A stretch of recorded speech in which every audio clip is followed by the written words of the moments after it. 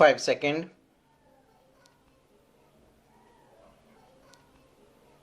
Start.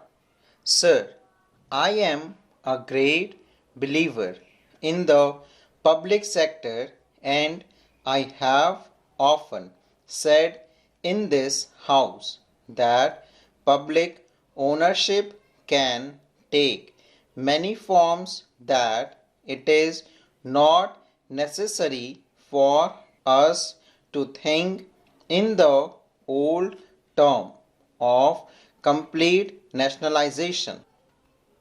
The British Labour Party has on this question done a great deal of hard thinking, and I would therefore say that it is a little disappointing to find that the return from our public sector concerns are on the low side.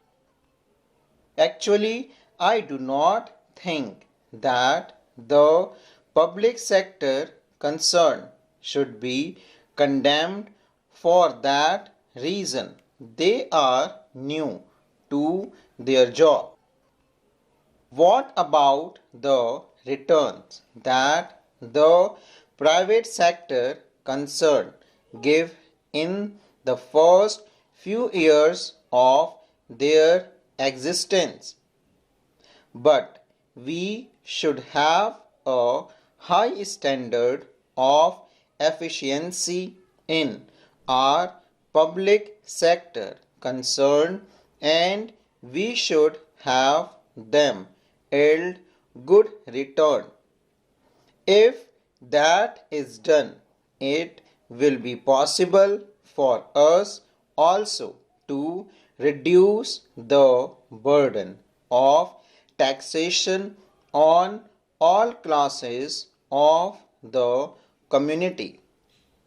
I do not say that the public sector concerns should be run from a commercial point of view only. Profit is one of the things they are meant to yield. I would in this connection say that I would like our I mean the poorer classes of our employee to be associated in some way with the management of our public sector concerns.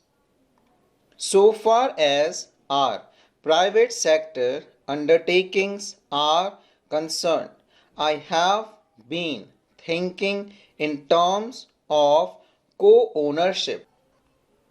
I think I said this last year, and perhaps I am repeating it again. I think our employees should be made, or rather they should be regarded, or should be given the status of shareholders, and they should have a voice in the management of the concern they are running. They should have a voice in selecting the directors who shall run the concern for the country.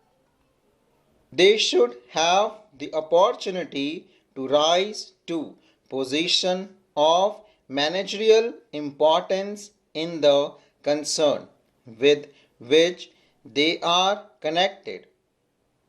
I think it is in some such way that we shall avoid the evils of what may be called bureaucratic socialism, and give content to the shape of socialism which gives initiative, which gives opportunity, and which gives a sense of importance and dignity to the common man. Therefore, our effort should be to eliminate gradually the distinction between the employee and the employer. My point of view and the point of view of the honorable members are so different that we can only meet socially outside. Now, Mr. Vice Chairman, much has been said about foreign capital and foreign technical aid. There are people who are opposed to the employment of foreign capital at all, but no country has been able to do so. We should, however, be able to employ foreign country without strings attached to them as we are doing today. So far as foreign technical aid is concerned, we cannot dispense with it. I would like to say that there is a tendency in our country to be content with the second best or the third best. I think that is an unfortunate tendency we have in the world of technology and in the world of science. A great deal to learn from foreign countries. We have to learn a great deal from the United States of America and Russia, and also from France and other countries. And we should be humble in our approach towards this problem. We should be prepared to give to our managerial staff opportunities of acquiring technical knowledge and technical skill in these countries. I will finish in less than a minute. There is this question which has assumed great importance, namely the question of price control. I know this subject raises some difficult question. We have to consider the position of the farmer who has been exploited for ages by the people of the cities. But we have also to think of our people in the cities, all of whom are not rich. Many of them have to lead very humble lives, and the rise in prices, the rise in the cost of living, particularly in urban areas, is becoming very high. It is therefore necessary for us to have some system of price control.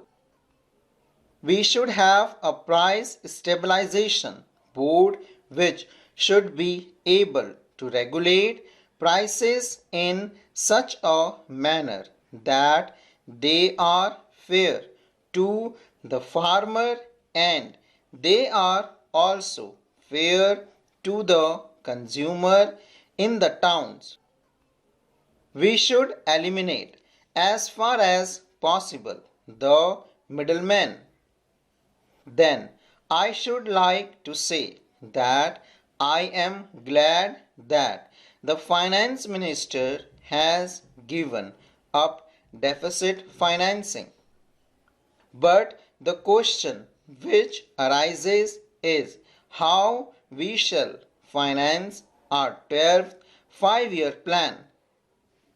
Methods must be discovered which would enable the financing of the 12th five-year plan in such a manner as to provide the greatest possible employment to our people. We must attach importance not only to our basic industry and to our heavy industries but to others also. Full stop.